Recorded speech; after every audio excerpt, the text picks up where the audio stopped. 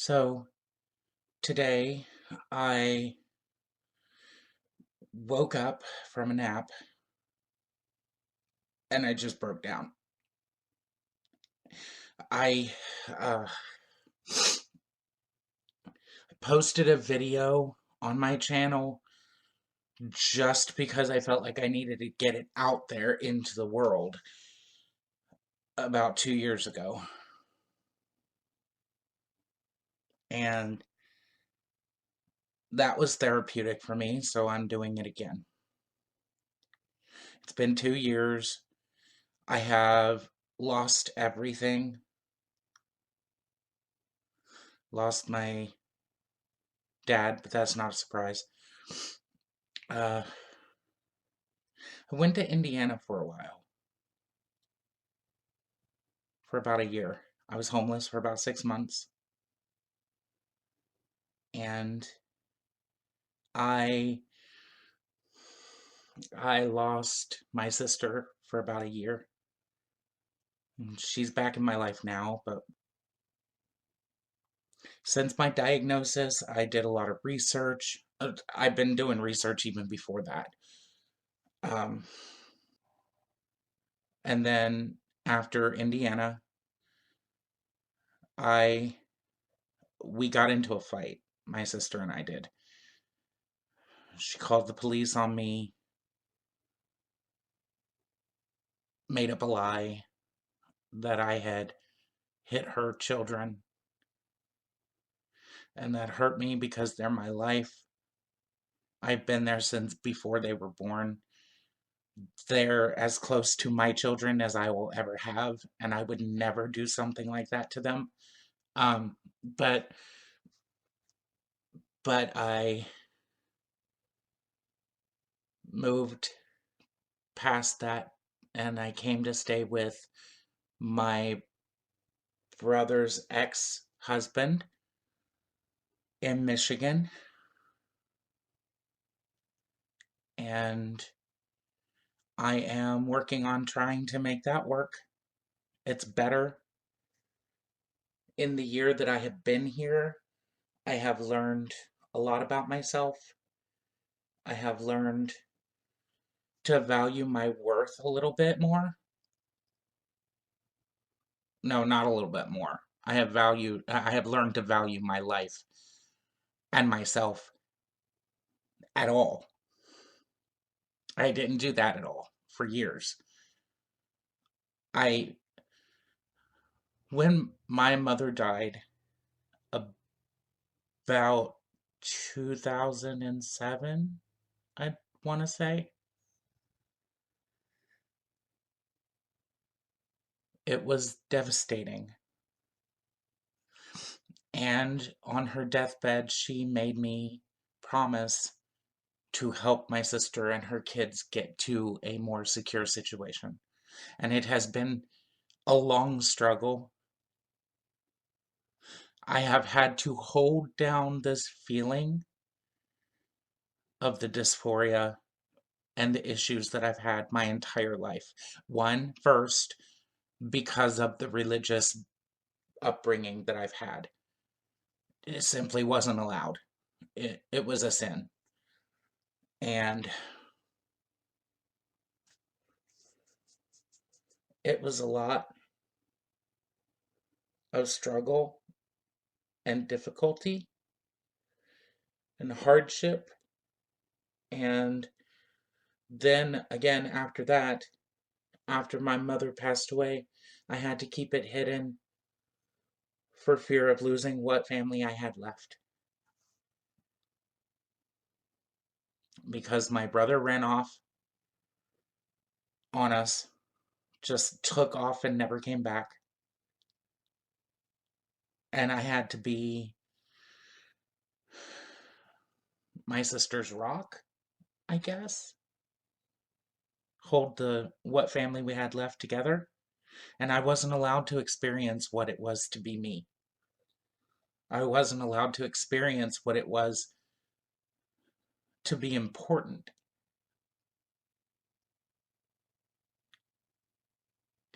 And then I had this obligation sorry, I had this obligation to take care of my family financially, get them into a stable environment. And that took years because we have come from an extremely hateful and backward beginning. And it took a while. It's hard to navigate a family that only wants you for one thing, and that's your money.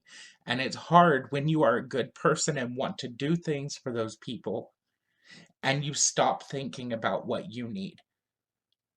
And you give, and you give, and you give, and you give, and you don't stop giving, and no one gives back. And it's hard. So it took a while. It took me nearly 15 years to see my sister and her kids finally stable enough for me to look at myself and say, what do you need? I put myself on the back burner for years. And then I was taking a nap today. And when I woke up, I sat there in the bed for about an hour, just doing whatever I do, just existing. And my eyes opened.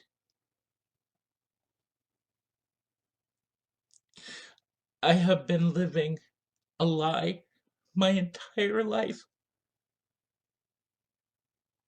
And because I wasn't able to open up and be that person, I have let everything go.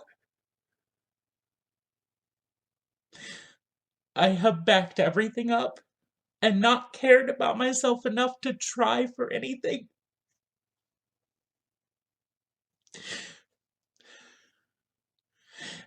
And I came to a conclusion when my mother died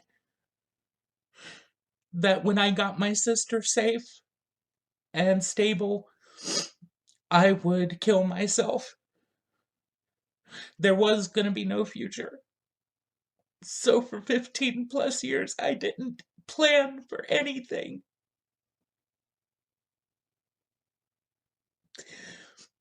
And I woke up today and I realized that somewhere between then and now, I started caring. And I no longer want to die. But the problem is that for 15 plus years, I did not plan or save or care enough to keep things up.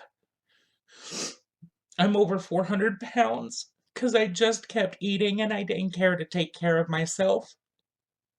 I lost all of my front top teeth because I just didn't go to appointments. I suffer from social anxiety as much as everything else that I have, and it was easier to not care because it was easier to not go to appointments. Any appointments. But then I woke up today and I realized now that I am caring enough to stay and work on everything, I may have dug myself in so deep there may not be a way out.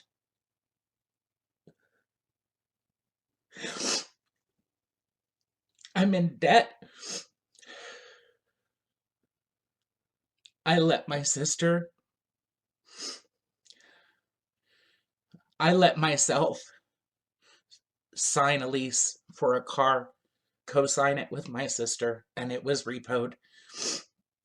And that was about half a year ago that happened. And at that point, I still didn't care. It didn't matter to me. It wouldn't matter when I was gone. I didn't care to worry about what that would mean.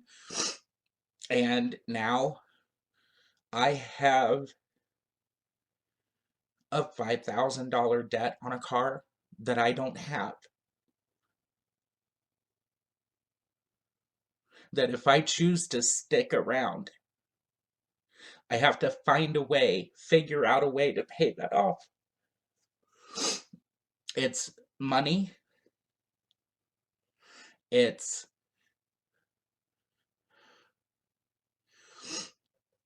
emotional baggage,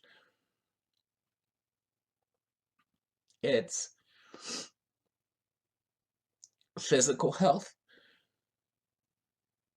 it's mental health.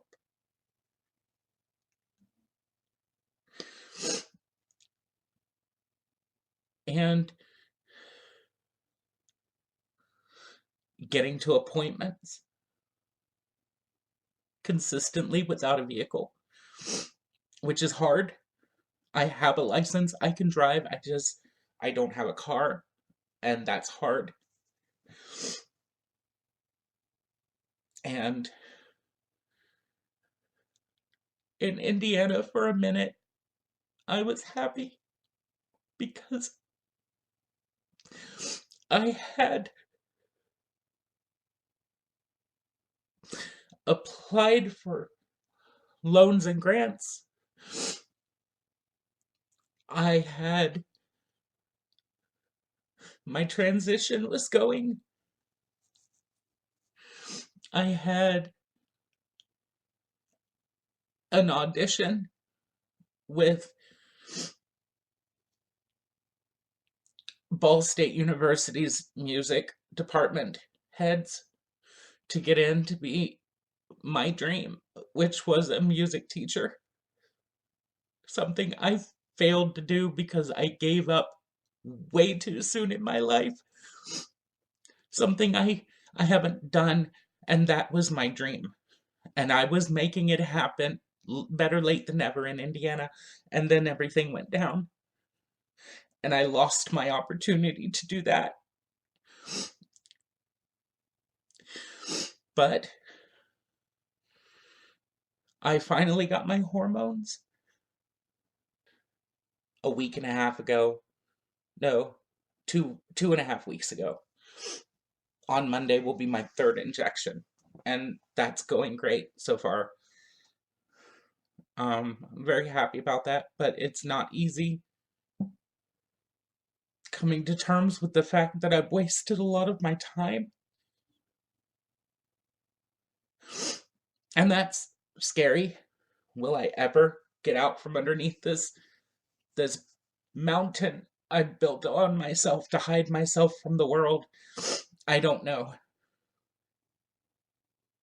But my hormones are going, and I think recognizing that this problem, this new problem, is the first step to making something happen that's better for me. The good news is that I'm not suicidal anymore. I want to live. Okay. Gonna go.